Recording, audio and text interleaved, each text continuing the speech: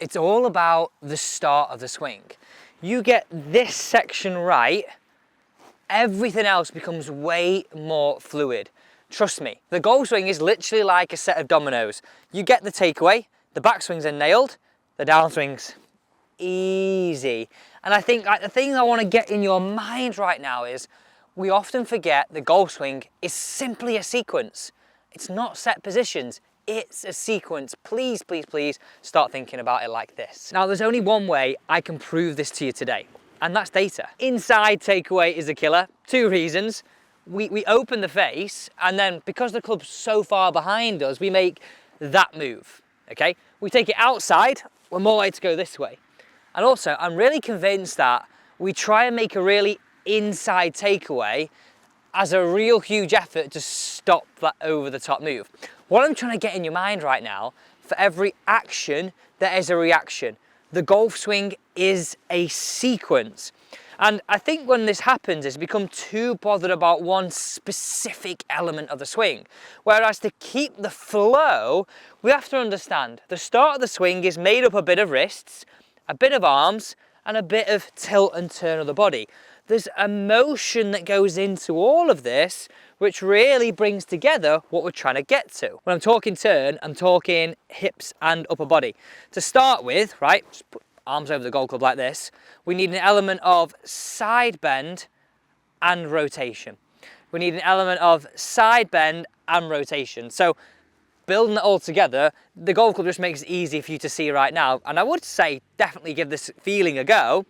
That, okay? That right there. Now, with the golf club in my hand, and literally get this right, listen to this pivotal point. This is how you take it into the swing, and then you've nailed the hardest bit. You've literally nailed the hardest bit once you get this. So for turn and side bend, section your shoulder off. So think in half. Get this back bit to point to target, okay? This back of your shoulder to point to target as best you can. That sorts your side bend, and that sorts your turn, which is key.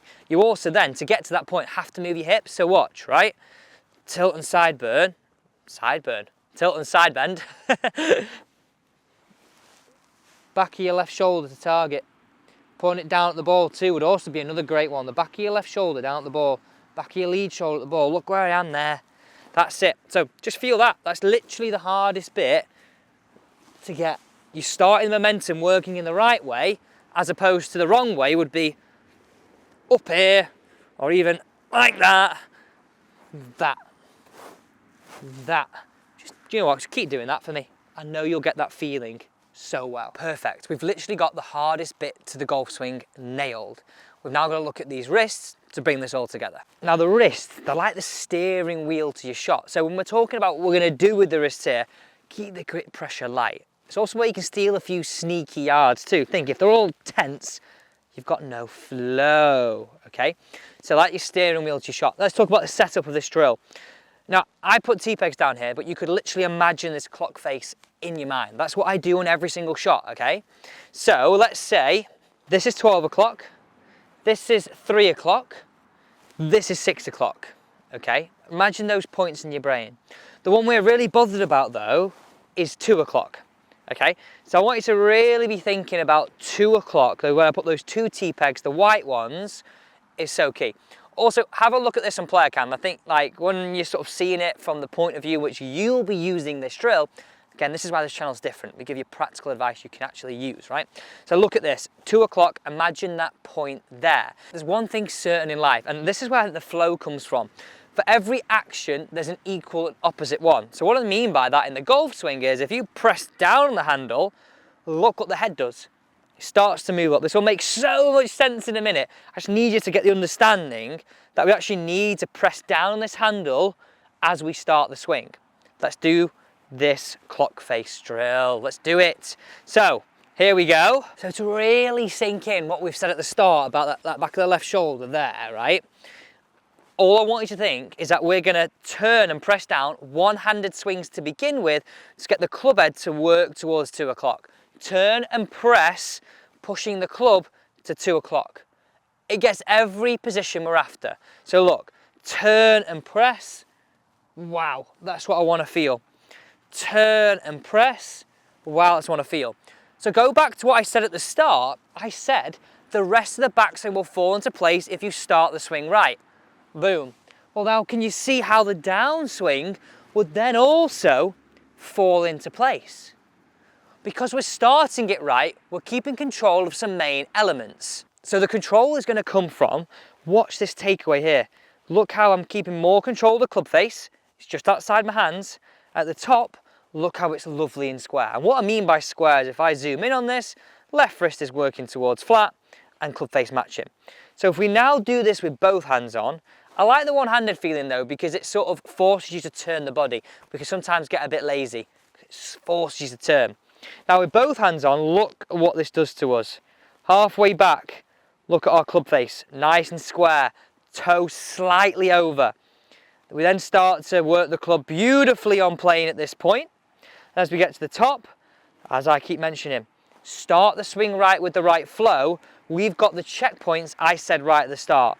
Let me just get rid of all those lines. We've got number one, good hip turn. We've got good upper body turn. We've got the lead wrist nice and flat, club face matching. So from here, we've got such a better chance of making a good downswing. So just keep watching this, right? Do some one-handed swings, get the feeling of better turn, pressing down. As I'm pressing down, the club head's working up. In other words, the terms you'd have used here before in the past is we're setting the wrists. I could watch that all day, you know.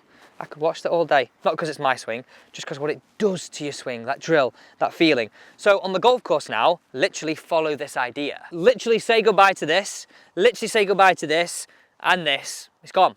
On the golf course, now I know I appreciate you can't have these T-pegs when you're hitting. I'm going to leave them here when I am hitting. But what you can imagine is, just here, that's 3 o'clock where we said, isn't it? I'm stood here pressing to two as I move. Look at that. That's all I would feel on any shot out on the golf course. I just love this drill. You've already seen what difference it's going to make to the look of your swing. Let's see what it does to our data, okay? Fluidity, flow, we'll look at club head speed, ball speed, and distance for you. Whew, look at that fly. Little fade off the middle to the right half. Yes, please. Let me prove this to you. I told you, I absolutely told you. Look at these numbers as I load them up. We got a 157.6 ball speed. Look at that baby right there. 110 club head speed. That's flowing. That's flowing. It didn't even look like I was hitting that hard, did it? And then finally, what's it in distance? Speaks for itself. Doesn't matter if you won't get that. Doesn't matter if you exceed that. What I'm saying to you is you're going to have way more flow. It's going to feel silky. Thanks for watching.